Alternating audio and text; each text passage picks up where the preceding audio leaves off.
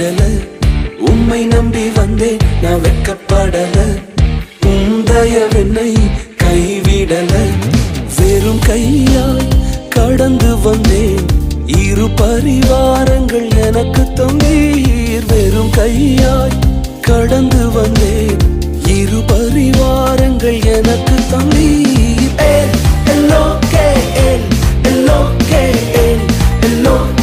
உம்மை துதிப்பேன்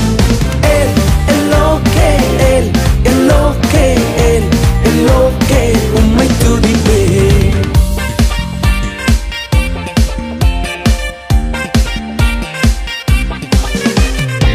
நாங்கள் கைவிடப்பட்ட நேரங்களில்